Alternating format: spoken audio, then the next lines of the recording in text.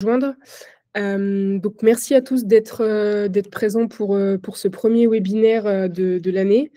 Donc la thématique, c'est sur les outils de mesure et comment on les intègre, dans une étude de poste de travail. Donc je vous remercie, déjà de couper vos micros si c'est pas encore fait. Et comme je disais, ça sera filmé, le webinaire donc pour un replay. Donc si vous voulez couper vos caméras pour pas apparaître, il y a aucun souci. Je présente rapidement, Optimergo. Donc moi, je suis Alexane Vidali, la fondatrice de la société Optimergo. Et on développe une solution qui s'appelle Emile, qui permet de collecter, en temps réel l'activité musculaire via des capteurs cardiaques, la vidéo et la chronique d'activité, tout ça, dans une application mobile sur téléphone ou tablette. Donc le but, c'est surtout de présenter, comment s'intègrent les outils dans une étude de poste. Et pour ça, on va avoir aujourd'hui 3 intervenants, pardon. J'accepte les personnes en même temps. Hop. 3 intervenants, donc Sébastien Fave et Cécile Combe, pardon, qui sont préventeurs au STDV, donc le service de santé au travail de la Drôme Vercors, et Evan Karadenek, qui est ergonome chez Ergos Concept. Donc je vous laisse vous présenter tous les 3 chacun votre tour, et puis ensuite on pourra démarrer le webinaire avec vos retours d'expérience. Je te laisse commencer, Sébastien, si tu veux. Bonjour à tout le monde. En quelques mots, moi je suis hygiéniste du travail et de l'environnement de formation depuis maintenant bientôt 20 ans. J'ai d'abord fait des études en maintenance industrielle et c'est par la suite après que je me suis orienté sur toute la partie SSE. J'ai été coordinateur santé, sécurité, environnement dans l'agroalimentaire pendant une bonne dizaine d'années. J'ai beaucoup travaillé sur les sujets, tout ce qui était lié à la réduction des contraintes physiques, notamment en tant que formateur PRAP. Et puis, j'ai intégré le service de santé au travail Drôme Vercors il y a maintenant 8 ans. Et donc, du coup, je continue à beaucoup travailler sur tous ces sujets. Et donc moi, je suis Cécile Combe, je suis issue d'une formation STAPS, donc un master STAPS ergonomie et biomécanique à Chambéry. J'en suis sortie il y a une bonne dizaine d'années aussi maintenant. Et j'ai intégré le service de santé en 2017, donc il y a 7 ans, 8 ans bientôt. Et dans mon quotidien, enfin dans nos quotidiens, on est amené autant à travailler sur les contraintes physiques, le bruit ou le risque chimique, mais aujourd'hui on va rester plutôt, on va rapprocher un petit peu plus ça sur les contraintes physiques. Mais donc nos quotidiens sont, je ne sais pas si tout le monde est au clair avec les services de santé au travail ou pas, très rapidement. On intervient dans des entreprises qui est 1 ou 400 ou 600 salariés. On peut être amené à intervenir dans tous les domaines d'activité et toutes les tailles d'entreprise. Merci Cécile. Sébastien. Bonjour à tous, moi c'est donc Evan Karadenek, je suis ergonome chez Ergos Concept, donc un cabinet de consulting en ergonomie. Tout comme Cécile, j'ai un parcours STAPS en ergonomie aussi, ergonomie de la motricité donc à Orléans. Et donc depuis 2021, je suis chez Ergos Concept. Et donc nous, on fait de la formation et du conseil en ergonomie au sein des entreprises un peu partout en France. Et à l'étranger, des fois, quand on nous appelle là-bas. Et donc, voilà, en gros, mon activité. Merci, Evan. Donc, pour le déroulement du webinaire, donc on aura un temps de parole pour Cécile qui sont au STDV, qui vont nous partager leur retour d'expérience sur les 15 dernières années de métrologie au sein de leur service. Ensuite, un retour d'expérience d'Evan sur une étude de poste en milieu industriel. Et on aura un temps de questions-réponses. Donc, posez vos questions dans l'espace de discussion sur la visio. Et on répondra à toutes vos questions à la fin du webinaire. Il y a un temps qui est prévu spécialement pour ça. Hop. Eh bien, Cécile, Sébastien, je vous laisse reprendre la main. Ben, c'est parti. Du coup, l'idée, voilà, c'était de faire un petit historique global un petit peu sur la métrologie, ce que nous, on qualifie de métrologie en temps réel. Historiquement, les services de santé faisaient pas mal de métrologie en quantification. Et puis, petit à petit, et notamment chez STDV, alors on a tous fait de la métrologie, en tout cas, pour beaucoup, je pense, sur ceux qui sont présents, la métrologie bruit avec des dosimètres. Donc, on a tous été un peu familiarisés avec ce type de métrologie. Chez STDV, ben, c'est vrai que depuis maintenant une dizaine d'années, on a aussi un photomètre et un PID notamment. Donc, le photomètre, c'est pour faire tout ce qui est de la mesure en temps réel de particules. Et le PID, c'est pour la partie gaz. Assez vite pour interpréter de manière juste, on va dire, ces données. On a couplé ces métrologies donc à l'analyse de l'activité, du suivi de l'activité, et notamment avec de la vidéo. Pour pouvoir justement bien synchroniser. Le but du jeu quand on fait de la métrologie en temps réel par rapport à quand on fait du quantitatif, c'est de pouvoir mettre en lien des pics d'exposition avec une tâche. C'est ça qui nous intéresse, parce que le but du jeu, je pense qu'on a tous le même, c'est pas de mettre des armures aux gens ou de leur donner des consignes qu'ils appliquent sur tout un poste, mais c'est de cibler effectivement les tâches les plus contraignantes ou les plus exposantes, et de mettre des mesures de maîtrise en place vraiment sur ces phases-là. C'est souvent la loi des 80-20. On a souvent 20% de l'activité qui représente 80%, on va dire, de la dose ou de la contrainte. Donc voilà, donc du coup, c'est vrai que nous, il y a eu ce travail de fait, mais par les collègues qui sont dans le service depuis plus de 15 ans, de ce travail de pédagogie aussi auprès des directions, auprès des médecins du travail, de la commission médico-technique, du conseil d'administration. Donc voilà, il y a eu, on va dire, cette pédagogie, ça s'est fait dans le temps. Et plus récemment, on a aussi des solutions logicielles qu'on a eu à notre disposition. Donc, on a commencé par l'outil Captive, qui nous a vraiment aidé à faciliter la synchronisation des données avec la vidéo. Du coup, et depuis qu'on utilise, c'est vrai, ces outils de métrologie en temps réel couplés à la vidéo, c'est vrai que déjà, on est beaucoup plus pointu sur nos diags, mais aujourd'hui, on est tous unanimes pour dire qu'en fait, on passe beaucoup moins de temps à essayer de convaincre lors de nos restitutions en entreprise, de la présentation des résultats, parce qu'en fait, c'est très factuel. On rend visible l'invisible très souvent, et puis on visualise tous la même chose. Et donc c'est vrai que ça soit auprès des directions, des managers de proximité ou même des salariés, voilà, on partage très vite tous le même constat. Et du coup, on passe assez vite à la partie recherche de solutions, là où avant, on avait l'impression, en tout cas, de beaucoup plus ramer pour convaincre. Avec ces outils, on gagne du temps, vraiment, et de l'énergie sur la partie convaincre, on va dire, et du coup, cette énergie, on peut la mettre plus sur la partie recherche de solutions. Avec l'arrivée de Cécile, du coup, il y a ça 7 ans, on est dans la continuité, on va dire, de tout ce travail de métrologie, et du coup, elle nous a amené la partie EMG, toute cette partie connaissance des EMG. Donc, du coup, je vais lui laisser la parole pour vous faire un zoom là-dessus. Pour les EMG, donc ouais, pour reprendre un petit peu l'histoire, juste quand je suis arrivée en 2017, le service venait juste d'acheter le logiciel Captive avec des centrales inertielles, donc pour avoir le côté angulaire principalement. Et c'était déjà beaucoup. Moi, j'arrivais là, il y avait déjà énormément de choses et d'outils, donc c'était quand même plutôt confortable comme façon de travailler.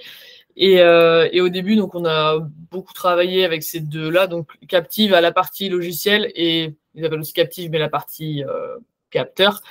Et assez rapidement, pour moi, et chronique d'activité. Donc, Captive qui a vidéo, une mesure en temps réel, enfin une mesure en continu, peu importe que ce soit du bruit, du risque chimique, de l'ergo. Dès l'instant que vous avez une donnée par seconde, une donnée toutes les 5 secondes, dès l'instant que c'est du continu, vous pouvez les synchroniser avec. Mais donc, nous, on avait ces données-là. Et par contre, sur le côté contrainte physique, pour moi, il manquait quand même la partie musculaire. Autant, il y a plein de services qui faisaient 100 et nous aussi on faisait 100, mais je trouvais que ça manquait un petit peu, comme sur le volet chimique. On a, par exemple, pour un peintre, on va avoir le côté éventuellement poussière particulière et aussi le côté gazeux. Ça permet d'avoir une vision un peu globale. Pour moi, sur l'ergonomie, on avait ce qu'on voit à l'œil nu, on avait les capteurs qui nous aidaient à être un peu plus précis, notamment sur la quantification, le temps passé sur tel type d'angulation, etc. Mais il manquait quand même une donnée. On a eu en 2021, je crois, juste, une première formation, notamment sur justement l'utilisation des EMG, voir un peu dans quel cadre on pouvait s'en servir. Et dans la foulée, on en a acheté 2, puisque l'arrivée des capteurs sans fil a quand même un peu révolutionné le domaine, parce que c'est vrai que les capteurs filaires, c'était déjà très cher et compliqué à embarquer, à équiper, etc. L'arrivée des sans fil a vraiment révolutionné les choses. Et en termes de budget aussi, c'est quand même des choses qui sont beaucoup plus accessibles qu'avant. Et donc on en a acheté 2 dans la foulée, qu'on utilisait avec OpenSignal, donc qui est gratuit, et derrière du traitement Excel. Et quand on a fait planter 12 fois les PC et qu'on passait plus de temps à attendre que le PC déplante plutôt qu'autre chose, il y a un collègue qui a rencontré Alexandre, pour le coup, sur la petite histoire sur Preventica, et c'est comme ça qu'on a fini par faire le lien avec Émile. Qui nous sert aujourd'hui principalement, notamment sur l'acquisition des données. L'idée, c'est de pouvoir vous donner un petit retour d'expérience. Donc, pour l'instant, c'est pas encore très généralisé dans notre service, mais on commence de plus en plus. Donc, vraiment, depuis 2023, à les utiliser de manière plus régulière.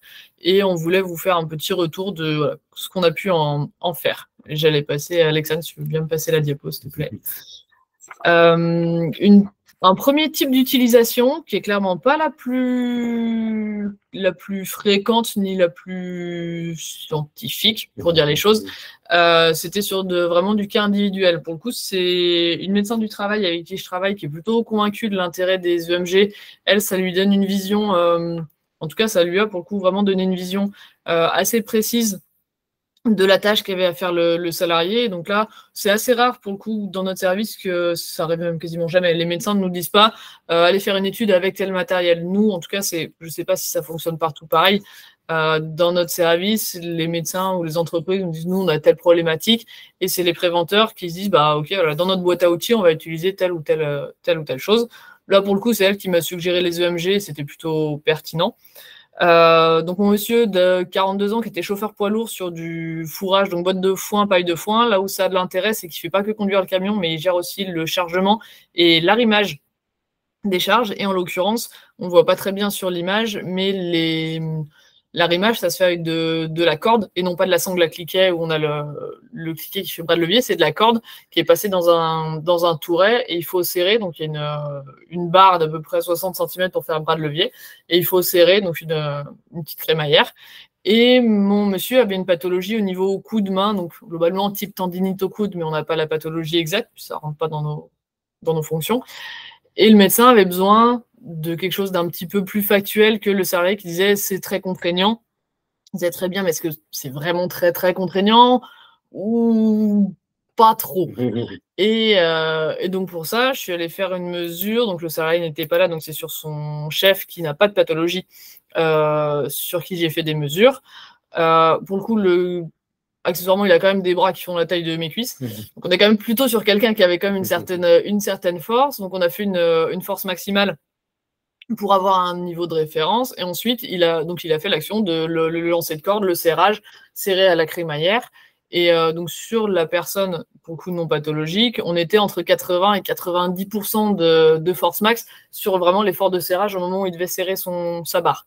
Donc sur quelqu'un qui n'avait pas de pathologie, qui est plutôt quand même déjà costaud et qui lui-même est en train de forcer à quasi 90 de sa force max, c'est quand même que l'activité, globalement, elle est contraignante. Elle est pas, là, on peut pas dire qu'elle est minime, on peut pas dire que c'est forcément représentatif de tous les gens, mais globalement, on peut pas dire qu'il n'y a pas d'effort à faire. Pour la petite histoire, après moi, j'ai essayé de le serrer. J'étais, moi, avec mes 60 kilos pendus sur la barre, elle n'a pas bougé d'un millimètre. J'étais très frustrée de ne pas réussir. Mais donc, clairement, c'était vraiment une activité qui était sollicitante, notamment au niveau de l'effort de serrage. Et là, le médecin du travail, ça a permis pour elle d'objectiver, de se dire, OK, c'est pas juste le salarié qui éventuellement en rajoute une couche, parce que voilà, c'est pas que du ressenti, du feeling, mais clairement, l'activité est vraiment sollicitante. Mais ça, c'était donc assez spécifique et c'est pas de cette manière-là qu'on est amené à les utiliser le plus fréquemment. Il faut que tu demandes avec ça. Oui, exact, parce que si j'appuie sur ma flèche, ça servira à rien, pardon. Une autre étude, pour le coup, plus vaste, on va dire, je ne peux pas dire plus intéressante parce que c'est complètement différent. On était vraiment là sur quelque chose de collectif. Je ne peux pas vous donner tous les détails puisqu'on est un petit peu tous amenés à avoir parfois cette confidentialité industrielle. Globalement, on est sur du domaine de la maroquinerie, qui est un secteur d'activité très présent. Pour ceux qui connaissent un petit peu la Drôme, il y a énormément d'entreprises de maroquinerie dans la région. Une entreprise que je suis depuis même avant, même 2020. J'ai commencé à intervenir vraiment sur l'année 2021-22 avec beaucoup d'études de poste individuelles. Donc, Madame X qui a telle pathologie, Madame Y qui a telle restriction, etc., etc.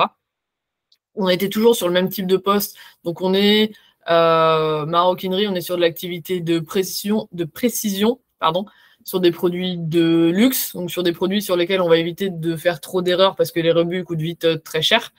C'est important parce que ça permet d'avoir un petit peu le contexte. On est sur des activités qui sont qui semblent en tout cas assez peu sollicitantes. On n'est pas du tout sur les 90 de force max de mon chauffeur à côté, mais par contre sur des choses assez répétitives, assez soigneuses, et ça participe un petit peu à tout ça. Donc beaucoup d'études individuelles où on avait pas mal de remontées de gens sur des problématiques principalement mains, coudes, cervicales, trapèze, mais les gens disent jamais j'ai mal au trapèze, ils disent j'ai mal aux épaules ou j'ai mal au cou, j'ai mal là, mais ils ne disent jamais j'ai mal au trapèze. Donc on a essayé un petit peu tant bien que mal d'améliorer quelques situations à chaque fois au coup par coup pour chaque personne. Et comme on continue à avoir des demandes à la fois du médecin et de l'entreprise, on a essayé de se dire bon, on va arrêter d'y aller à chaque fois pour chaque personne, on va essayer de prendre le temps de faire un petit peu de prendre du recul et de réfléchir de manière plus large.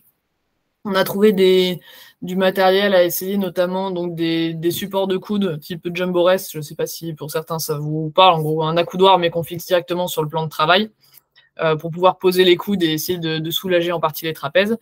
Et on a donc bricolé en système D, une espèce de poignée de préhension. Ils avaient des petites pièces à tenir, c'était assez contraignant. De leur dire, c'était pas pratique, c'est quelque chose de très léger. Je comparais cette activité à si vous essayez de tenir une chips entre vos doigts. C'est léger une chips. Par contre, si vous serrez trop, elle va casser. Du coup, il faut continuellement ajuster un petit effort, mais on est toujours en train de faire des micros-ajustements et ça peut être assez pénible à long terme. Donc, on a essayé de bricoler des choses pour que, au lieu de tenir cette chips, on met la chips dans un support et finalement, le support est plus facile et agréable à tenir et on risque pas de casser la chips. Je vais rester sur mon exemple de chips comme ça, c'est assez parlant. Courant d'été, on a... Ou non, je voulais juste dire, en fait, nous, aujourd'hui, mais sans spoiler, mais c'est vrai que dans la partie recherche de solutions, on trouve que l'EMG, c'est là où il prend le plus de sens, en fait, où on va comparer des choses plus que dans la partie diagnostic. Oui. C'est vrai que du coup, c'est ce qui nous a aussi amené, vu qu'il y avait déjà des pistes de solutions qui avaient été travaillées. Là, l'idée, ça a été de pouvoir l'objectiver, ce travail-là. C'est sûr. Non. Du coup, dans le courant de l'été, on a pu mettre en place ces solutions et on a eu pas mal de retours terrain. C'est bien, c'est pas bien, c'est pas mal, il faudrait que ça soit amélioré, comme à chaque fois qu'on met quelque chose en place.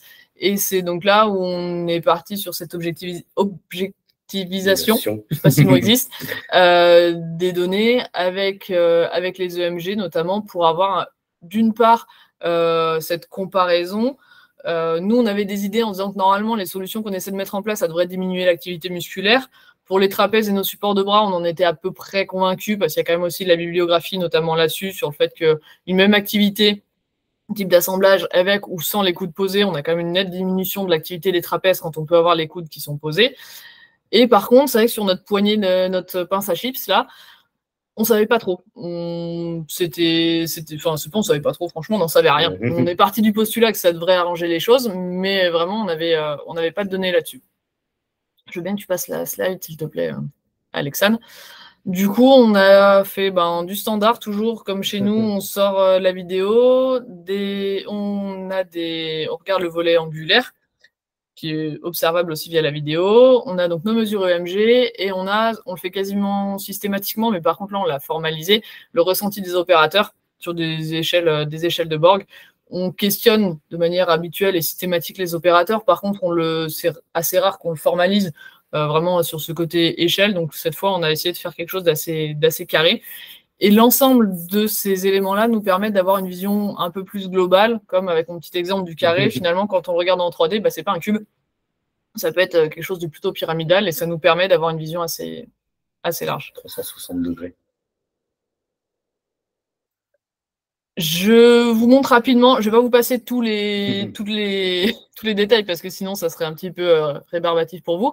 Très rapidement, on regarde surtout sur tout à droite sur les trapèzes. Entre notre condition de référence et notre condition support de bras, bah, on a une augmentation de l'activité de nos trapèzes. Donc ça, c'est les résultats globaux, donc une étude sur 9 personnes. Donc après, on a pris que les parts d'activité qui nous concernaient, je vous passe un petit peu tout ça. Mais les résultats globaux montrent une augmentation de l'activité des trapèzes sur nos supports de bras. Vu comme ça, alors le gabarit, on n'en parle pas. Du coup, on s'est dit, bah, c'est un peu raté parce que ça ne marche pas. Mais on était sur notre coup, on était très frustrés quand même.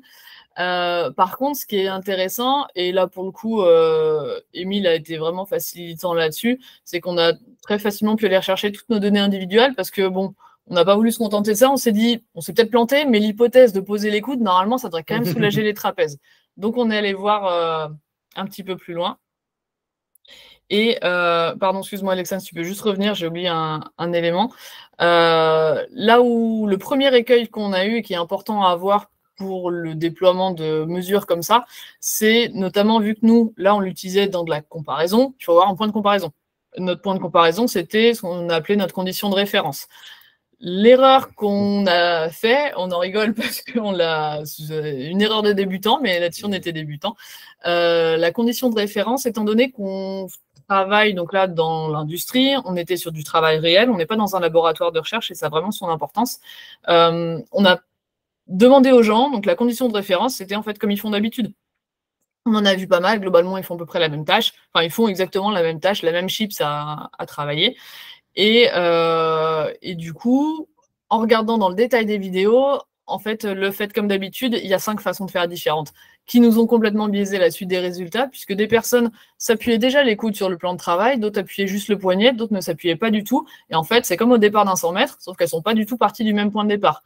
Donc, notre condition de référence était une fausse condition de référence, qui fait que l'interprétation des données derrière a été plus compliquée. C'est là la limite, et c'est important de l'avoir en tête. Avec le recul, on s'est dit on aurait dû leur demander de travailler comme ça, mais en fait non, parce que ça dénature complètement leur façon de faire à la base, et on ne cherchait pas à démontrer l'efficacité du matériel. Nous, on n'est pas revendeur de matériel, on ne voulait pas prouver que le Jumbo Rest marche, c'est pas ça notre intérêt. Donc finalement, je trouve que c'était pas une erreur, ça nous a permis de s'en rendre compte après, si on veut des choses plus fiables, éventuellement plus observées dès le départ. On aurait pu faire des groupes, peut-être toutes les personnes qui travaillent avec les coudes posés ou toutes les personnes qui travaillent complètement dans le vide et faire plusieurs groupes éventuellement d'analyse. Ça aurait pu être pertinent. Par contre, leur demander à toutes de travailler d'une manière qui n'est pas naturelle chez elles, ça pour moi, ça n'a aucun sens. Et du coup, ça a un petit peu conditionné la suite. Dans le détail, comme on était quand même, notre ego était un petit peu blessé, on est quand même allé chercher parce qu'on s'est dit on n'est quand même pas mauvais à ce point-là. On n'a pas pu se planter complètement sur le fait que poser les coudes allait soulager les trapèzes. Là, vous avez les résultats. Donc en clair, c'est la situation de référence et en foncé, la situation avec le repose-bras de presque chacune de mes personnes, donc évidemment anonymisées. Et en fait, dans le détail, on voit que pour la grosse majorité, on a eu des baisses entre voilà, moins 16, moins 35, moins 28, moins 20% d'activité sur mes trapèzes. On voit aussi, donc, évidemment, grosse variabilité interindividuelle. Il y a des gens qui sont déjà, dès le départ, en condition de référence à un petit 5%, d'autres qui sont, dès le départ, à un 35% super tendu. Ça, c'est factuel et ça change pas. Par contre, ça nous a permis de voir les quelques personnes, notamment les deux, un plus 200% et un plus 30%, 24%, de se dire mais pourquoi elles ont une augmentation drastique de l'activité, ce qui fait que mon résultat global est augmenté, et d'avoir la vidéo, là notamment via Émile, on est allé rechercher, on a regardé conditions avec le support de bras, mon sujet numéro 3, qu'est-ce qui s'est passé ? Qu'est-ce qui s'est passé? C'est que c'est des personnes sur lesquelles le réglage de la hauteur de chaise était déjà à son max, on n'a pas pu régler suffisamment, ce qui fait qu'au lieu d'aller poser le coude sur le support de bras. C'est le support de bras qui a fait remonter l'épaule parce qu'on ne pouvait pas régler correctement. Et ce qui fait que finalement, ça vous fait remonter le coude et ça fait contracter le trapèze derrière, ce qui fait que du coup, en effet, pour ces personnes-là, le support n'avait aucun intérêt puisque ça ne se réglait pas correctement. Donc, on a pu trouver pourquoi on avait en moyenne un résultat plus élevé et on a surtout pu vérifier que pour la grosse majorité des gens, il y avait quand même un gain à avoir le support de bras. Je vous ai pas mis tous les autres graphiques parce que ça va être un peu trop rébarbatif. On a le même type de résultat sur les fléchisseurs extenseurs par rapport à ma fameuse poignée de chips. C'était un petit peu moins marqué. Par contre, ça nous a permis de vérifier qu'il y avait une légère baisse d'activité quand même des fléchisseurs extenseurs de la main avec l'utilisation de la poignée, notamment via le fait, et encore plus quand on avait le support de coude et la poignée, parce que sur une activité, je vous rappelle, de précision, si vous avez vraiment complètement le bras en l'air, il y a l'épaule qui peut bouger, il y a le coude qui peut bouger, le poignet et les doigts. Donc pour réussir à être précis de l'autre côté, ça fait quand même beaucoup de choses qui peuvent bouger. De poser le coude et le poignet, il restait entre guillemets que la pince à terminer et pour pouvoir être propre, et ce qui fait que les personnes étaient plus relâchées, il n'y avait pas besoin de verrouiller l'ensemble du membre supérieur. Donc on avait une légère baisse d'activité, pas énorme mais légère, et ça nous a permis de pouvoir dire à l'entreprise le support de bras, clairement, il peut être à généraliser pour les personnes qui en veulent. On sait qu'il y a vraiment une baisse d'activité.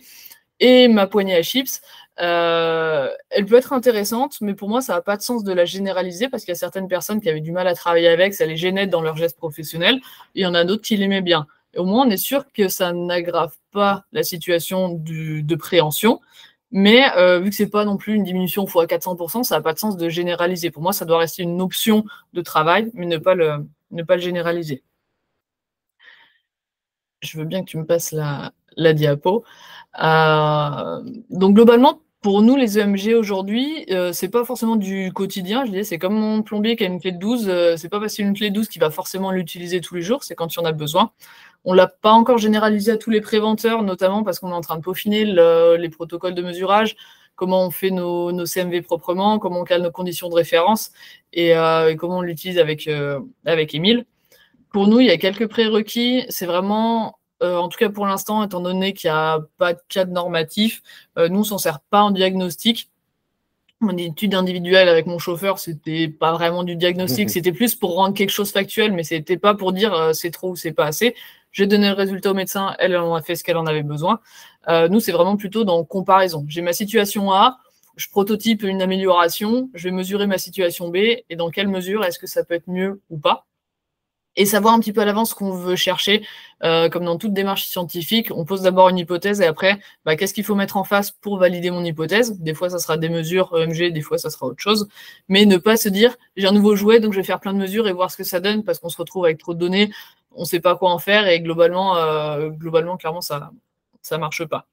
Et la vidéo est indispensable. Oui, on l'a vu par rapport à l'étude, c'est que la mesure EMG, même comme sur nos autres outils, ça permet vraiment d'être soit fin dans le diagnostic, soit aussi de comprendre des fois des résultats et de ne pas juste retrouver, en plus dans le cas des EMG, on a vu des milliers, pour ne pas dire des millions de données. Donc du coup, c'est important de pouvoir, dans l'interprétation, de pouvoir coupler la vidéo avec des valeurs. C'est vraiment indissociable. Et en plus, dans le volet ergonomie, on l'a dit, il y a le volet musculaire, mais aussi le volet angulaire. Et donc, du coup, ça permet aussi, parce que par exemple, là, dans le cas que vous citez, Cécile, la personne qui travaillait le bras posé sur le plan de travail, certes, effectivement, elle avait déjà une activité peut-être musculaire du trapèze assez faible. Par contre, au niveau du dos, c'était pas optimum. Donc là, en l'utilisation du support, on a vu que le gain n'était pas transcendant sur la partie trapèze. Par contre, elle revenait dans une position, utilisait bien le dossier, etc. Donc voilà, c'est vraiment le couplage de la vidéo avec le MG, je trouve c'est vraiment indissociable pour pouvoir traiter vraiment en vision 360 la problématique. Complètement. Cécile, je me permets, je ne connais pas le niveau de connaissance des participants sur l'EMG. Est-ce que tu peux préciser la CMV et du coup la partie normalisation, oui. s'il vous plaît ? Pardon. Du coup, donc l'EMG, donc pour mesure d'activité musculaire, on n'est pas sur les aiguilles chez le neurologue, on est sur des petites électrodes en gel, donc qui collent sur la peau, ça colle, voilà, parfait. Alexandre vous les montre, une petite électrode en gel bleu, ça arrache un petit peu, 1 ou 2 poils, mais ça colle moins qu'un sparadrap. Globalement, donc on va le coller sur la peau, donc ça nous permet de faire les mesures sur les muscles superficiels. On peut pas aller donc vraiment sur la première couche de muscles, notamment les deltoïdes, les trapèzes qui sont ici. Au niveau du coude, on peut avoir donc les fléchisseurs, les extenseurs qui vont nous servir à tout ce qui est serrage de la main. On peut pas aller chercher des muscles en profondeur. Au niveau du dos, on en a beaucoup qui sont aussi visibles. Ça, c'est des choses, pour le coup, Alexandre en parlera mieux. Il y a beaucoup de documents explicatifs avec Émile là-dessus. Donc, ça nous permet de voir principalement les gros muscles superficiels du corps. Et pour pouvoir l'utiliser, soit on peut juste coller et voir ce qui se passe, et ça a un côté pédagogique, de dire, je colle mon capteur sur le bras, je bouge mon coude, il ne se passe rien, je serre ma main, il y a beaucoup d'activité, c'est que les muscles qui sont rattachés à mon coude, c'est ceux qui travaillent la main, le poignet, c'est pas ceux qui font bouger le coude. Ça permet d'avoir une vision, clairement, de ce qui se passe au niveau musculaire, et là, je n'ai pas besoin d'avoir un protocole plus que ça, c'est vraiment purement du feedback pour voir ce qui se passe, quel mouvement déclenche une activité là où j'ai mon capteur. L'autre façon de l'utiliser, notamment ici, la CMV, donc c'est une contraction maximale volontaire, donc on fait une contraction contre résistance. En gros, on essaie de faire forcer la personne au maximum de sa force pour avoir, on va dire, son 100% à elle. Moi, je vais forcer mon maximum à moi et je vais avoir mon 100% à moi. Et ensuite, toute mon activité sera calée entre mon 0 et plus ou moins 100% de mon effort musculaire. On ne peut pas comparer sinon purement en millivolts ou autre, parce que donc la donnée de base, c'est une donnée électrique en microvolts, d'ailleurs, si je ne dis pas de bêtises, pas en millivolts. Millivolts. Et du coup, juste ça, on ne peut pas l'utiliser en tant que tel, parce que cette donnée-là va dépendre de l'épaisseur de ma peau, éventuellement de la couche de graisse, s'il y a des poils ou pas sur les bras. Et du coup, on a une période de signal, et comme ça, c'est pas utilisable. Par contre, une fois que je fais ma CMV, ça me fait mon niveau max. Donc, en fait, c'est mes microvolts qui sont traduits en pourcentage. Et là, ça me fait un point de référence et tout le reste est calé par rapport à ça. Dans les laboratoires de recherche et la manière parfaitement orthodoxe d'utiliser les EMG, normalement, on rase la peau, on met un peu d'alcool pour dégraisser la peau et ensuite, on colle les capteurs. Nous, aujourd'hui, on ne le fait pas parce que, à moins d'être sur quelqu'un qui aurait vraiment beaucoup de poils, au pire, vous mettez une électrode, vous arrachez, ça fera un petit rond et vous mettez la deuxième et ça marchera.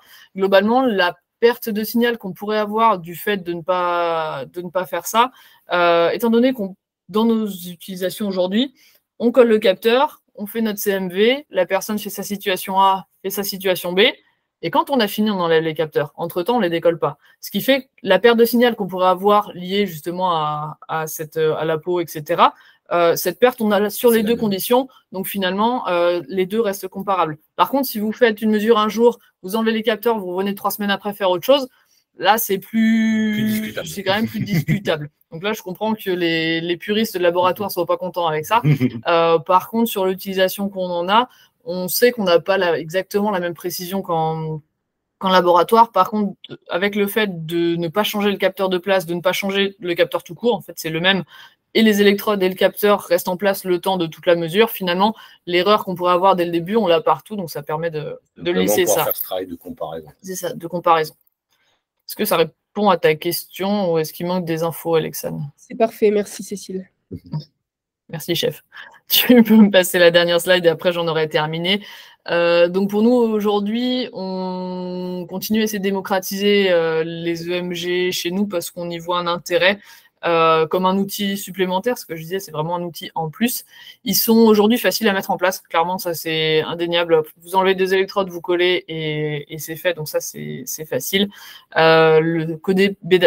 Le côté pédagogique, je vais y arriver, c'est dur à dire, est assez indéniable même ne serait-ce que sur les salariés, notamment sur les trapèzes, c'est assez facile à mesurer. On travaille sur écran, la personne tape au clavier sans accoudoir ou elle met les accoudoirs, elle continue à taper. On voit rapidement une baisse d'activité. Ils disent ah ouais, c'est pas juste, c'est pas c'est pas juste histoire de vendre des accoudoirs en plus, parce que nous on vend rien, donc ça change pas. Ça a vraiment un côté pédagogique et pour rendre factuel des choses invisibles. Globalement, un peu notre créneau, c'est d'essayer de rendre visibles des choses invisibles, que ce soit les poussières, le gaz ou les activités musculaires, c'est un peu ce qu'on essaie de faire ici. Voilà pour ma part. Parfait, merci Cécile. Donc, si vous avez des questions, je vous propose de les garder en tête et de les envoyer là dans le chat. Et on aura un temps de questions à la fin. Et maintenant, c'est Evan qui va prendre le relais pour un autre retour d'expérience dans une entreprise qu'elle citera elle-même. Merci. Donc moi, je vais vous faire un retour sur une étude qu'on a fait donc, chez Nexans, qui est une entreprise française qui fabrique notamment des câbles électriques, donc que ça soit chez nous dans la vie de tous les jours ou aussi dans les trains, les avions, etc. Et donc nous, on a été appelés pour une étude qu'on a fait dans une usine qu'ils ont dans le nord de la France, pour pouvoir leur produire un rapport sur la pénibilité des tâches de 2 lignes de production, pour pouvoir après mettre en avant des pistes de préconisation qui sont adaptées à l'activité. Et donc, en fait, sur les lignes de production, on a un opérateur qui va gérer toute la ligne, qu'on appelle donc le conducteur de ligne, donc de mettre en place le touret avec les câbles électriques jusqu'à son suivi, où on va avoir une matière qui va se mettre au-dessus qui va venir entourer les câbles électriques pour, par exemple, protéger du feu, etc. Et qui va venir après s'enrouler sur un autre touret pour après le livrer aux différents clients. Et donc, lui, il va suivre toute cette partie-là au niveau de la ligne pour que tout se passe bien sur la qualité de ce qu'ils produisent. Ça, c'est quelque chose qui est très important et qu'on verra un petit peu par la suite. C'est que, en tout cas, les opérateurs que nous, on a suivis, c'était vraiment très important pour eux que ce qu'ils produisent, ça soit vraiment de très bonne qualité, puisque ça renvoyait au niveau un petit peu de l'image de leur travail. Et du coup, pour ça, nous, on avait choisi d'utiliser comme outil donc, de la vidéo, de la cardiofréquencemétrie et aussi du coup de l'EMG. Et tout ça, après, c'est synchronisé du coup là grâce à l'outil Emile, puisqu'on l'utilisait pour l'EMG. Sinon, quand on n'utilise pas Emile, on synchronise après aussi juste la vidéo et la cardiofréquencemétrie a posteriori. Donc, c'est vrai que, comme ce que disait avant Cécile, c'est que Emile, ça nous permet de tout pouvoir synchroniser en même temps et de pouvoir faire des retours assez rapidement aux opérateurs que ce qu'on ne peut pas faire tout de suite si on ne synchronise pas immédiatement. Et du coup, le protocole qu'on a mis en place pour pouvoir faire cette étude, premièrement, on a fait des observations ouvertes pour pouvoir savoir en fait quels muscles on allait vouloir étudier en fonction de l'activité, puisque on n'avait pas encore de connaissances sur ça. Donc, on a fait des premières observations où on a choisi finalement d'observer donc 2 types de muscles. Donc, on a eu les trapèzes supérieurs, on a fait droite et gauche, et pareil pour les deltoïdes postérieurs, droite et gauche. Une fois que donc on avait choisi les muscles, on a donc sorti nos conducteurs de ligne de leur activité pour leur placer les capteurs et donc faire aussi une CMV pour chaque muscle. Et donc en plus, comme on avait quand même des personnes qui étaient assez physiques et qui avaient une activité qui était physique aussi, on leur ajoute un petit strap par-dessus le capteur pour être sûr que ça ne bouge pas avec tout ce qui peut être transpiration. Donc, une fois qu'on a placé ces capteurs, on leur fait la CMV. Et avec ça, une fois qu'on a après toute leur activité, leur contraction maximale volontaire, on leur place aussi un cardiofréquencemètre pour avoir un suivi de leur engagement physique et aussi, on verra, un petit peu émotionnel durant leur activité. Et après, du coup, on peut synchroniser tout ça a posteriori ou en même temps, du coup, si on utilise Emile. Donc, une fois que tous ces capteurs sont placés, on va en activité. On fait nos prises d'informations. Et donc là, on a donc hiérarchisé différentes tâches de l'activité de nos conducteurs de ligne. Donc, qui vont de la manutention d'une vis sur un chariot. Donc là, c'est pas une petite vis comme on peut avoir l'image, hein, c'est un truc énorme. Donc, c'est assez lourd. avec juste le réglage de la machine qui va faire sortir la matière première, donc avec une grosse clé.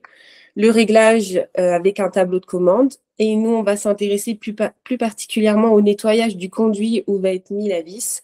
Et ils ont aussi un peu plus tard le nettoyage de cette vis. Et donc tout ça, ils peuvent le faire une fois dans leur activité, voire plusieurs fois dans leur activité quand il va y avoir des petits soucis techniques, notamment nous, on avait eu le cas avec de la matière première qui n'était pas de bonne qualité. Donc en fait, ils étaient obligés de souvent nettoyer le conduit et les vis. Et donc on peut voir que sur le graphique que vous avez au niveau de la fréquence cardiaque, la partie qui est entourée en rouge, c'est le moment où on va avoir le nettoyage du conduit de la vis. Et donc, on voit que c'est le pic au niveau de l'engagement physique pour cet opérateur qui a été la partie qui lui a consommé le plus d'énergie. Et donc, nous, on aime bien utiliser donc, cette fréquence cardiaque pour mesurer l'engagement physique des opérateurs, puisque on voit qu'elle varie assez facilement, hein, qu'on a des pics dans l'activité, qu'à des moments, au contraire, on a des creux. Et donc, nous, ça nous permet que quand on voit les pics, on va aller voir qu'est-ce qui se passe à ce moment-là pour l'opérateur.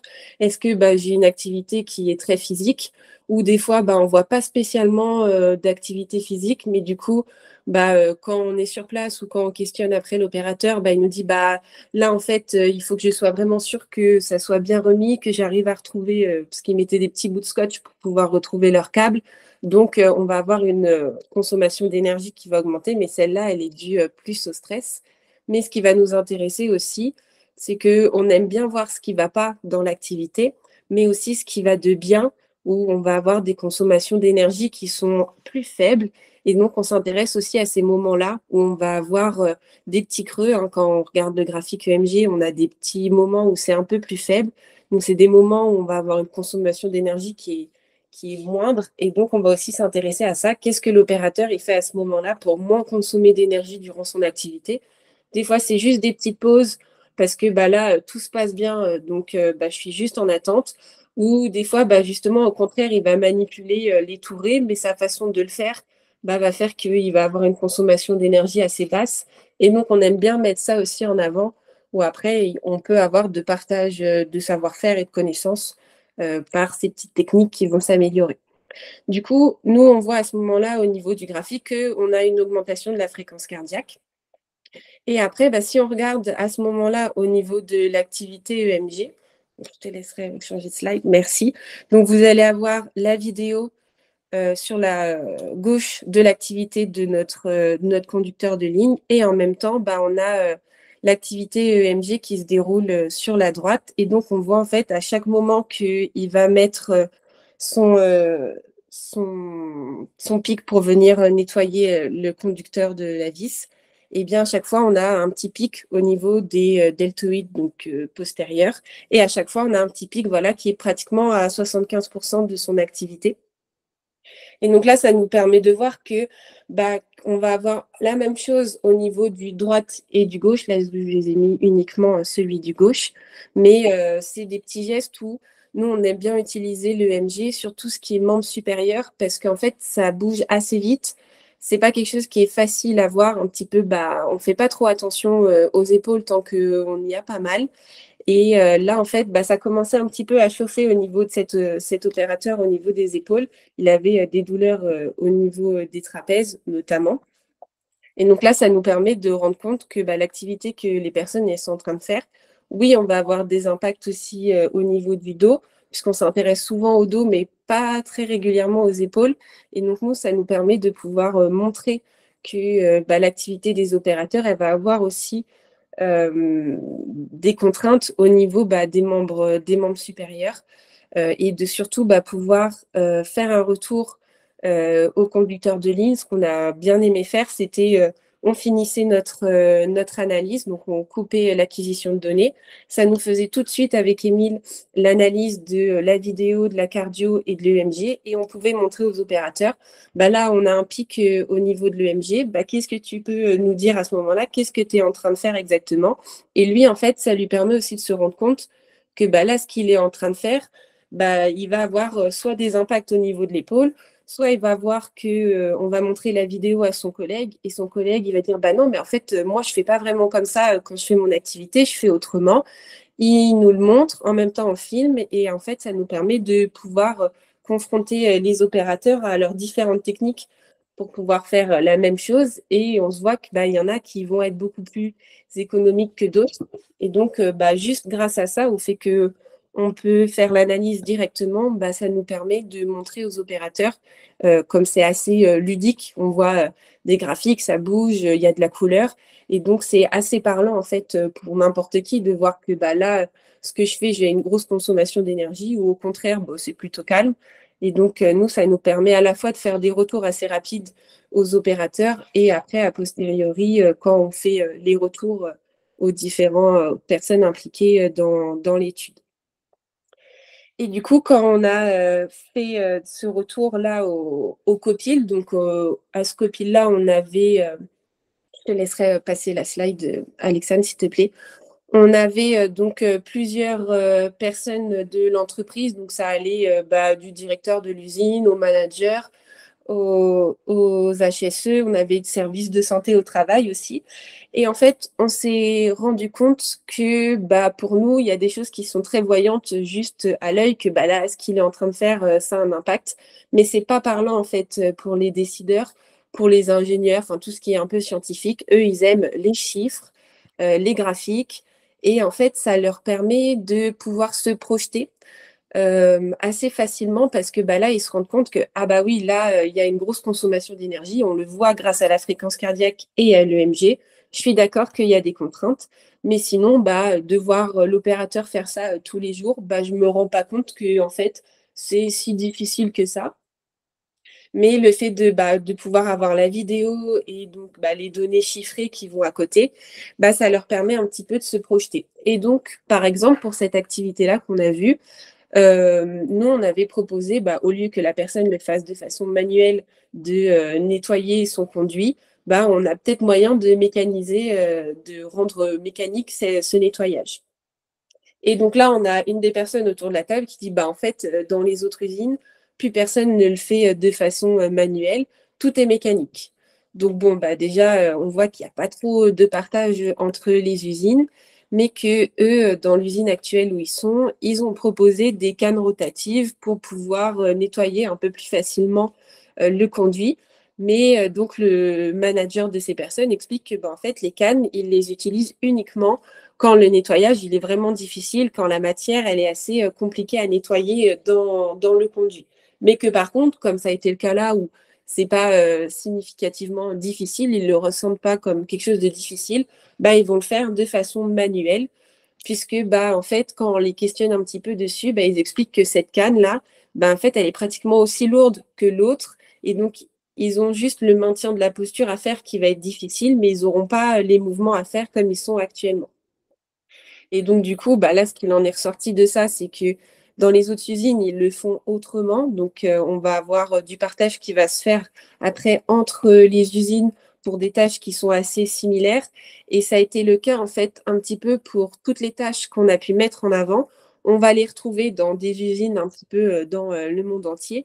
Mais comme ils n'avaient pas ce partage-là, parce qu'ils ne se rendaient pas compte que là, ce qu'ils étaient en train de faire, c'était difficile, il n'y avait pas ce partage qui se faisait entre les autres usines, parce que eux, ils avaient déjà trouvé que c'était difficile, mais ils n'avaient pas eu le partage de nous, on a trouvé une solution pour là, on trouvait ça difficile. Si vous avez les mêmes problèmes, voilà ce que nous, on a pu mettre en place. Et ça, c'était pas trop le cas. Donc, ça a permis de pouvoir commencer à amener la discussion sur ça. Mais c'est vrai que nous, on le voit, donc là, c'était un exemple pour un de nos clients, mais à chaque fois qu'on amène des chiffres lors de nos restitutions, donc que ça soit de la cardiofréquencemétrie ou maintenant, depuis 2023, maintenant qu'on utilise EMIL, lorsqu'on va utiliser l'EMG, qu'on apporte ces chiffres-là, c'est assez parlant, puisque ils vont avoir des résultats aussi pour dire que ils vont, par exemple, avoir besoin de budget pour pouvoir faire les modifications sur ce poste-là, faire ces aménagements-là, parce qu'on a des preuves chiffrées que là, ce que les opérateurs ils vivent, ça a des contraintes pour l'appareil locomoteur, mais que s'ils n'ont pas ces chiffres, ils n'arrivent pas à prouver au N+1, N+2 que là, les opérateurs, ils souffrent dans leur activité. Et c'est vrai que nous, un peu parce que ça nous semblait évident qu'on a tendance à mettre nos capteurs sur les membres supérieurs et peu sur le dos. Et on s'est rendu compte que en fait, nos clients, ils attendent aussi des chiffres au niveau du dos, alors que pour nous, c'est voyant que là, il est en flexion vers l'avant presque tout le temps. Mais tout le monde le voit, mais comme c'est pas chiffré, ils n'arrivent pas en fait à se projeter dedans. Et donc, c'est vrai que là, dans nos futures études qu'on aura à réaliser, on va sûrement mettre des capteurs aussi au niveau du rachis lombaire parce que nos clients, ils ont besoin d'avoir des chiffres comme ça pour aussi se projeter et aussi, c'est ça ce que je vous disais, défendre un petit peu leur étude de poste, leur aménagement parce que ils ont besoin de ces chiffres pour essayer d'aller un petit peu plus loin dans leurs études que voilà, juste des angles pour eux, c'est pas assez suffisant. Ils ont besoin d'avoir toutes ces données chiffrées pour réaliser leur aménagement de poste. On a eu un cas récemment avec Alexane où on avait eu besoin de ces chiffres au niveau du dos. Ça leur manquait alors que c'était assez voyant quand même qu'il y avait des petits soucis à ce niveau-là, mais c'était pas suffisant pour eux. Ils avaient besoin de leurs chiffres. Donc nous, ça nous a un petit peu frustrés aussi à ce niveau-là. Mais bon, au moins, on sait qu'on ne fera plus l'erreur sur ce point-là. Donc voilà, en gros, un petit peu au niveau de ce que nous, on a fait pour cette étude-là. Donc, c'était chez Nexens. Merci beaucoup, Evan. Donc, on avait prévu une petite demi-heure en plus là, pour les questions-réponses.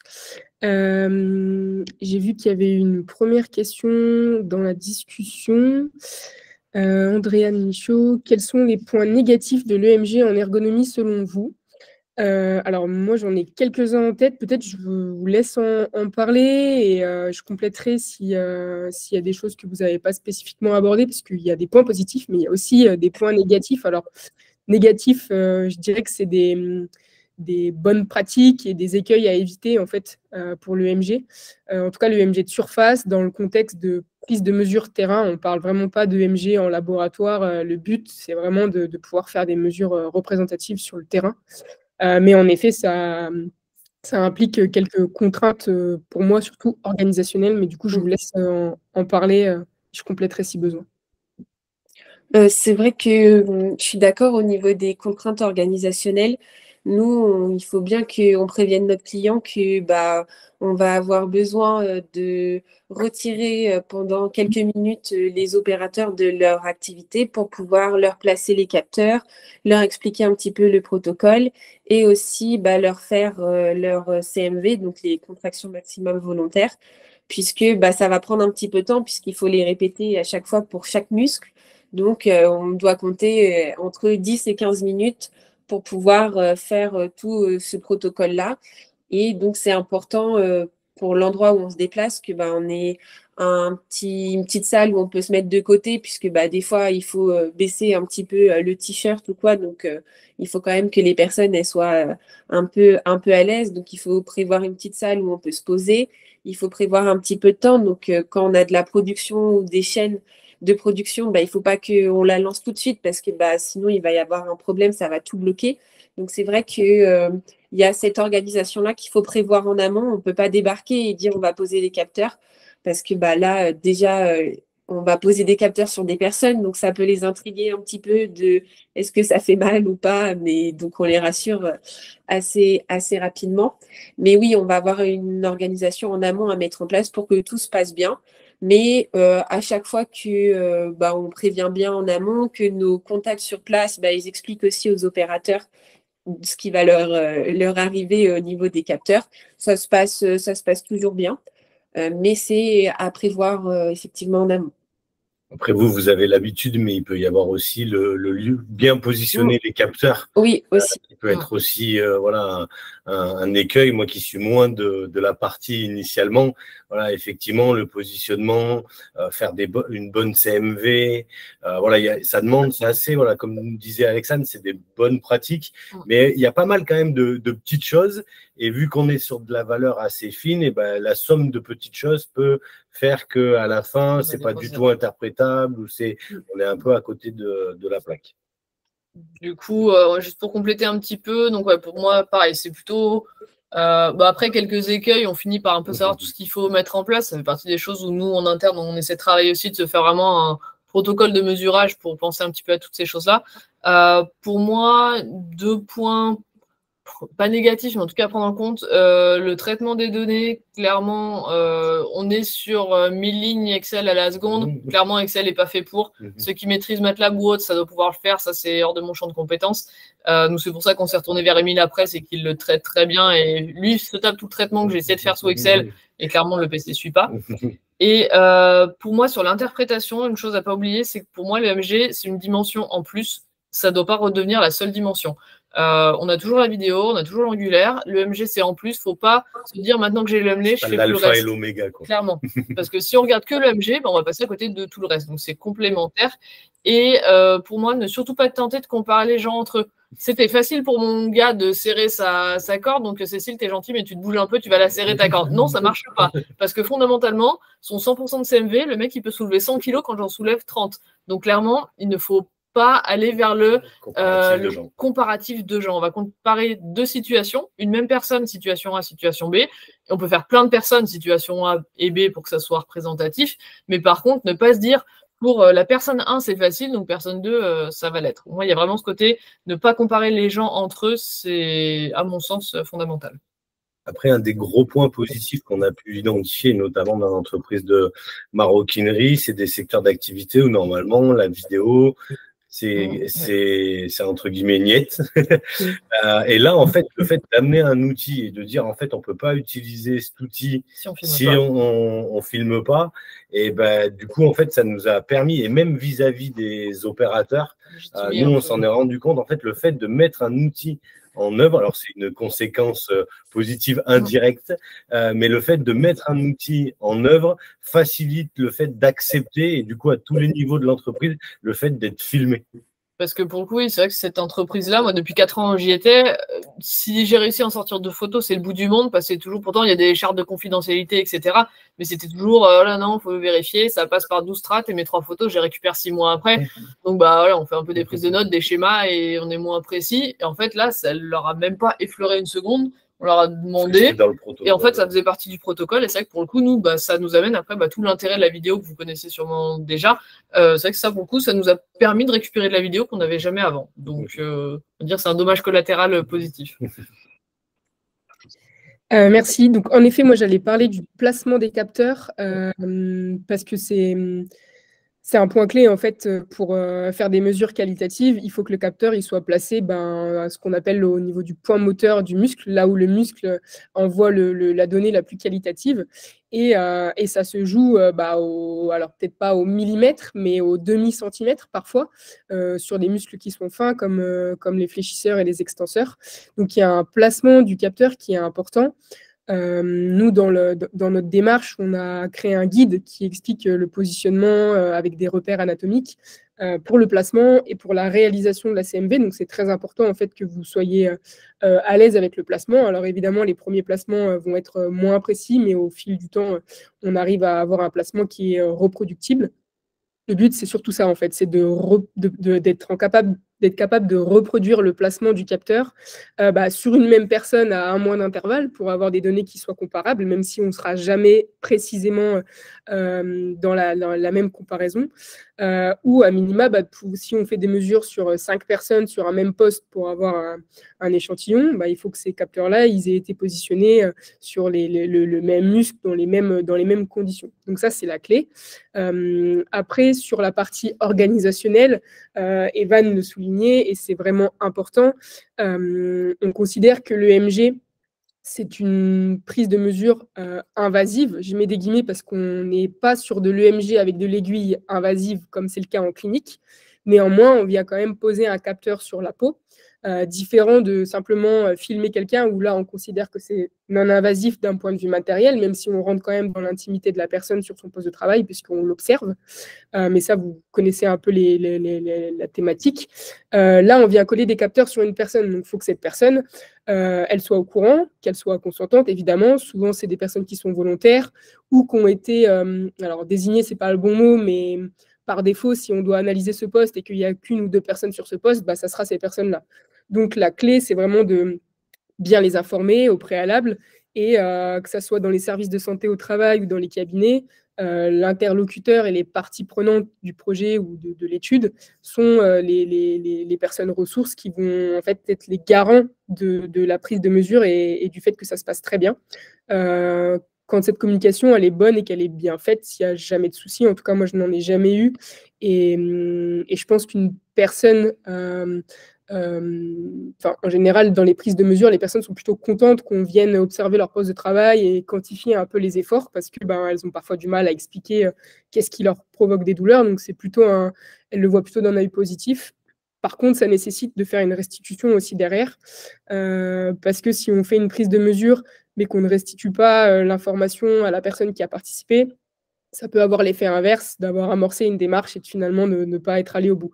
Donc ça, moi, je l'ai déjà vu en entreprise et aujourd'hui, on insiste beaucoup sur la continuité et le suivi du jour 1, c'est-à-dire on initie le projet, on recrute des volontaires jusqu'à la fin. Alors peut-être qu'il n'y a pas forcément une solution mise en place ou un aménagement, mais à minima, on va au bout de la démarche et on présente les résultats qui ont été mesurés, même si là, comme on l'a présenté tout à l'heure, Cécile et Sébastien, on n'a pas trouvé ce qu'on voulait ou c'est un peu contraire à ce qu'on avait prévu, on peut toujours l'expliquer, les données, les chiffres, ça s'explique, mais ça nécessite vraiment d'aller au bout du truc et de leur expliquer qu'est-ce qu'on a mesuré. Parce que sinon, on laisse des personnes qui sont frustrées et qui, du coup, vont peut-être plus vouloir participer à d'autres sessions de prise de mesure pour d'autres problématiques à l'avenir. Vas-y, Cécile. J'allais juste préciser quelque chose. Pour moi, il y a un point de vigilance, il n'y a pas point négatif, mais un point de vigilance, de demander avant, enfin s'assurer en tout cas, pas forcément que les personnes n'aient pas eu de pathologie dans leur historique professionnel, mais que le jour des mesures, on ne soit pas sur une personne qui a mal. Parce que vous avez quelqu'un qui a des douleurs vraiment instaurées, on ne pourra jamais faire une CMV proc, déjà on risque de lui faire mal, d'aggraver le problème. Sa CMV, forcément, ça ne sera pas une contraction maximale, puisque donc ça sera une fausse CMV. À ce compte-là, on peut réfléchir, et ça c'était une discussion en off qu'on a avec Alexandre depuis quelques temps, de réfléchir à, admettons, si la personne arrive à réaliser sa tâche de travail, de dire on mesure par rapport à la tâche de travail et peut-être se caler une référence par rapport à ça. Si on veut quand même utiliser la personne pour comparer deux situations, on peut l'utiliser, mais par contre, il faudra trouver une autre référence que la CMV. Donc, juste être vigilant à ça. On ne va pas aller faire forcer quelqu'un à sa force max si c'est une personne qui a mal. Ouais, c'était juste la petite parenthèse. Merci. Est-ce qu'il y a d'autres questions? Et est-ce qu'on a répondu à la question initiale? Aussi, d'ailleurs. Si les personnes...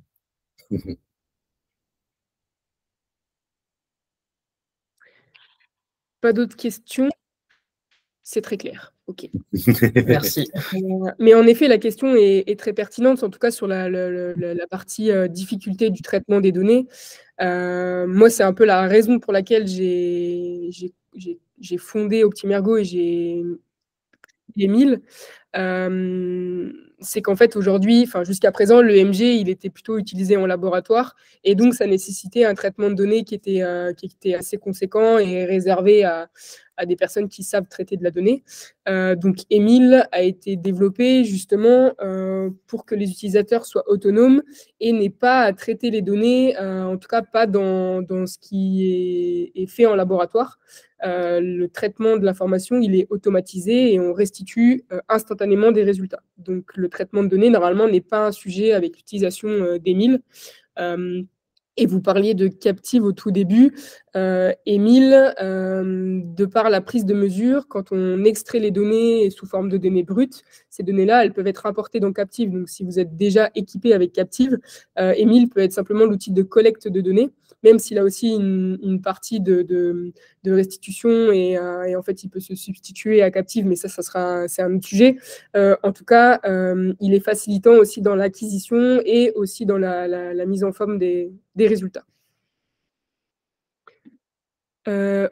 Olivier, qui avait demandé la parole.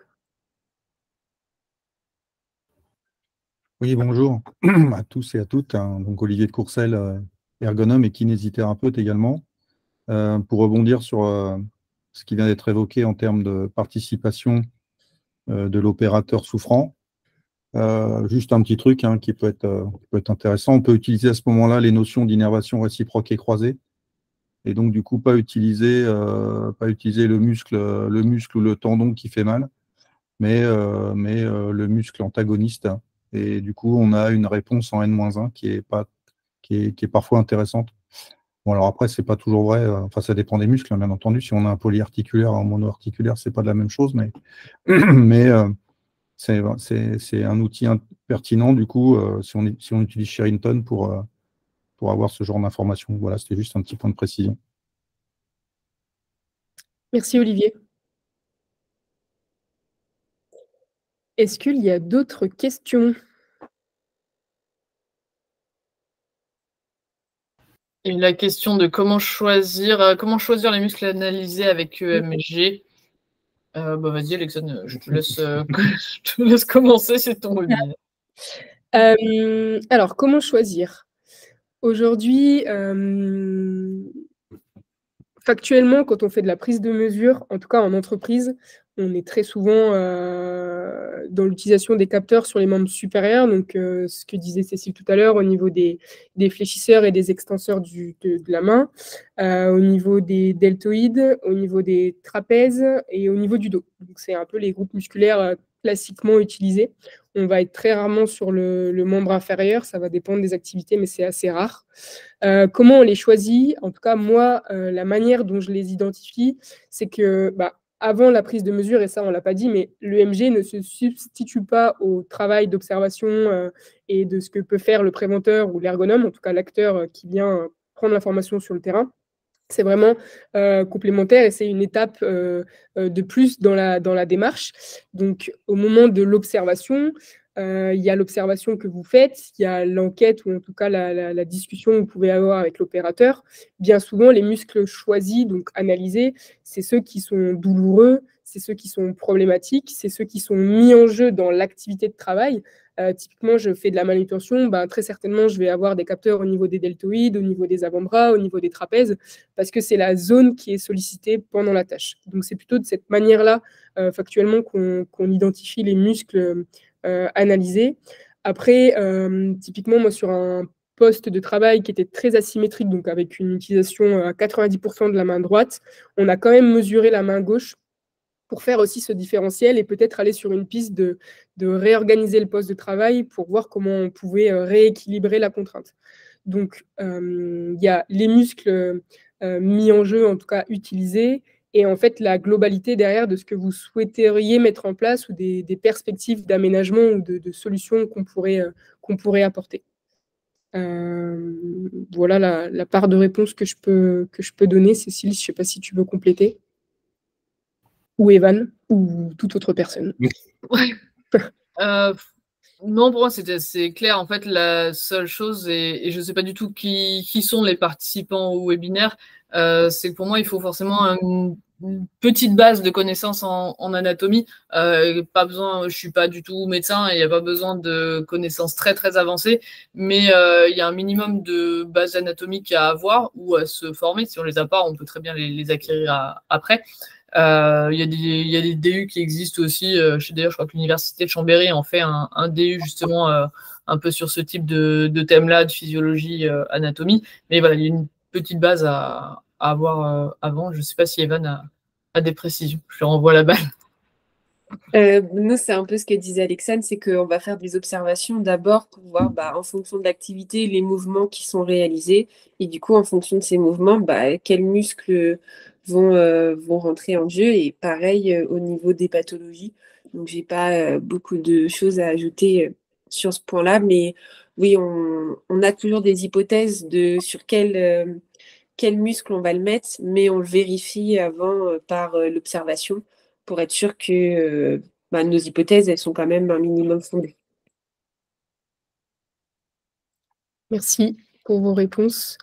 On a une autre question. Avez-vous des retours d'utilisation dans le domaine du BTP? Je n'ai pas vu, il y a Olivier qui voulait réintervenir. Ah oui, pardon, je ne l'avais pas vu. Olivier, vas-y, je t'en prie. Alors, pour rebondir sur ce que vous venez de dire et un peu de façon synthétique, chez Ergos Concept, ça dépend de la porte d'entrée. Soit on intervient en conception de situation de travail, soit on intervient en correction de situation de travail. Donc, si on intervient en correction de situation de travail, en général, il y a tout le travail qui a été fait par les services de médecine du travail avec tout ce qui est les différents tableaux d'expression de TMS, par exemple. Et donc, on a les tableaux 98, etc., qui nous permettent d'avoir une bonne porte d'entrée, ou les tableaux ou les déclarations de semi-accident ou de quasi-accident, ça dépend par quelle porte ça s'exprime. Donc ça, c'est déjà important en correction de situation de travail. Du coup, ça nous donne une indication sur la zone de souffrance à aller voir. Et dans la zone de souffrance, en effet, il y a un gros aspect qui est important, qui est la notion palpatoire, puisqu'en effet, les muscles, si on va voir ce qui se passe au niveau des membres supérieurs, c'est sûr qu'il ne faut pas se tromper entre je vais être peut-être un peu technique là, mais il ne faut pas se tromper entre un deltoïde postérieur, par exemple, et puis un petit rond ou un grand rond. Voilà quoi. Bon, alors après, si on s'intéresse plus à des choses qui se passent sur la coiffe des rotateurs, c'est vrai que c'est pas toujours évident, enfin pas toujours très simple non plus de voir l'écart qui existe entre un sous-épineux, par exemple, et un petit rond. Bref, du coup, il faut avoir un petit peu de connaissances, en effet, non seulement anatomiques, mais aussi palpatoires pour repérer les muscles.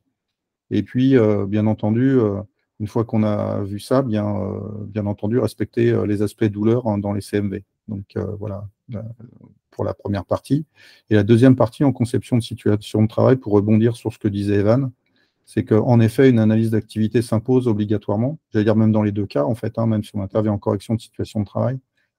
Pourquoi? Parce que comme vous l'avez souligné déjà, il y a un aspect quantitatif de traitement d'information qui est significatif, même si Émile fait énormément de travail sur ce sujet-là qui simplifie énormément les choses. Néanmoins, pour avoir manipulé bien d'autres outils de cette nature, le fait, je veux dire, c'est une prophylaxie d'usage, c'est-à-dire que une fois qu'on a observé la situation de travail, on a déjà une idée sur les muscles ou les zones contraintes, on va dire, même si on ne parle pas de muscles, au moins les zones contraintes, et puis les zones contraintes par rapport au schéma d'activité. Et à partir de là, en fait, une fois qu'on a observé les opérateurs, eh bien, on est à peu près sûr d'avoir plutôt tel muscle sollicité ou plutôt tel autre. Donc, vous voyez, l'intervention en conception de situation de travail sur des situations de travail futures ou des situations de travail avoisinantes, tout ça c'est bien décrit par Danielou, permet d'avoir une vision pertinente par rapport à la pose de capteur, parce que la pose de capteur, c'est pas neutre. Comme l'a dit, comme les participants l'ont dit, à partir du moment où on va mettre des capteurs, même si on est invasif de façon light, puisqu'en effet, c'est clair que ce n'est pas des choses qui vont piquer dans le muscle, mais néanmoins, on est quand même invasif, et donc il faut aussi bien intégrer ces choses-là à partir du moment où on intervient. Donc, pour rebondir peut-être sur la question d'avant, les choses qui sont difficiles, c'est la connaissance de l'opérateur, la connaissance de l'anatomie, de la physiologie, éventuellement un peu de pathologie, et puis, bien entendu, la connaissance de la situation de travail pour pouvoir être le plus opérationnel possible sur la prise d'information. Merci. Merci Olivier. Donc, la question de Céline Lefrère, avez-vous des retours d'utilisation dans le domaine du BTP? Moi, j'ai eu un cas d'usage où on a fait de la mesure comparative entre différentes solutions et méthodologies de montage, de coffrage, solutions de coffrage pour le BTP, de systèmes différents et dont l'un était vendu comme plus économique au niveau de l'effort. Donc, on a vérifié ça et c'était le cas en termes de sollicitation musculaire et même au niveau postural. Donc, c'est plutôt un cas d'usage en conception, validation on va dire, d'arguments marketing, comme on pourrait le faire sur des exosquelettes. Sinon, je n'ai pas spécialement de retour BTP terrain. Je ne sais pas si vous en avez eu de votre côté au STDV ou Nous, chez STDV, on n'a pas eu l'occasion encore de le tester dans le BTP. Hein. Okay. Mais l'impact de l'environnement sur la mesure, je suis en train d'y réfléchir. Je suis pas sûr. Du coup, je parle surtout couvert aussi, Alexandre. Je suis pas sûr que la température, enfin, en tout cas pour le capteur, je pense pas que la température change grand-chose. Après, éventuellement, selon coller les capteurs avant que la personne ait transpiré, parce que sinon la transpiration va faire que ça va mal coller. L'activité physique sera pas la même au chaud qu'au froid qui a température neutre, mais pour moi, c'est pas la température en tant que telle qui va agir sur le capteur. Je pense que ça va agir sur la personne, éventuellement oui sur la peau, mais je pense pas en tout cas que le capteur change quelque chose là-dessus. En tout cas, c'est peut-être bien si on travaille sur toujours de la comparaison, d'essayer de le faire dans un environnement voilà, où ça varie peu. Effectivement, si je fais une mesure à 8 heures et qu'il fait 5 degrés et que je fais une autre mesure à midi et qu'il en fait 35, effectivement, ça c'est peut-être pas l'idéal.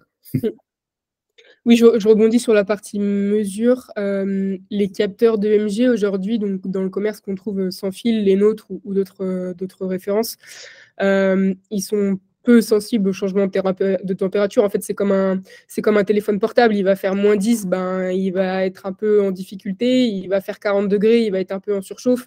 Mais dans cette fourchette-là, qui sont normalement les fourchettes dans lesquelles les opérateurs travaillent, le capteur n'impacte pas la mesure, ni la précision des mesures. Par contre, en effet, la température extérieure peut influencer plutôt la partie fixation du capteur. Donc, avoir la peau propre et sèche au moment d'équiper les opérateurs, c'est important. Mais sinon, sur l'environnement, au niveau thermique, il n'y aura pas spécialement de contraintes. Après, aujourd'hui, les capteurs, il y a un sujet sur l'environnement ATEX sur lequel nous, on est en train d'avancer.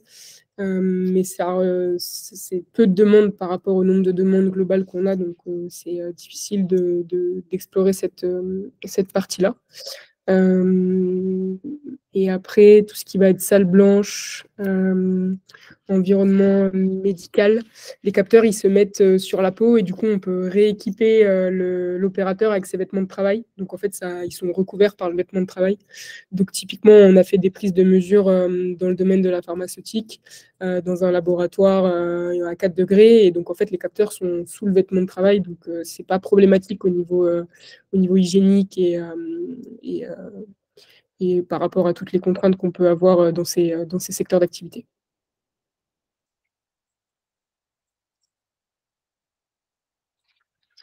Est-ce qu'il y a d'autres questions? Ok. Alors, donc, pour terminer, je vous spoil un peu l'actualité à venir pour les intervenants qui étaient présents sur le webinaire. Il y a le congrès de médecine des santé au travail qui aura lieu du 4 au 7 juin à Montpellier, pour lequel il y a eu des appels à publication, donc soit sous forme de communication orale et poster. Et fruit du hasard, je ne sais pas, mais en tout cas, le STDV et Ergos Concept auront une communication donc, orale et poster. Donc oral, je crois que c'est pour le STDV et le poster pour Ergos Concept. On a été impliqué de manière purement matérielle, c'est-à-dire mise à disposition ou participation aux études. Mais c'est bien ces deux structures-là qui vont porter les deux communications. Donc, si vous participez au congrès, on sera amené à se recroiser.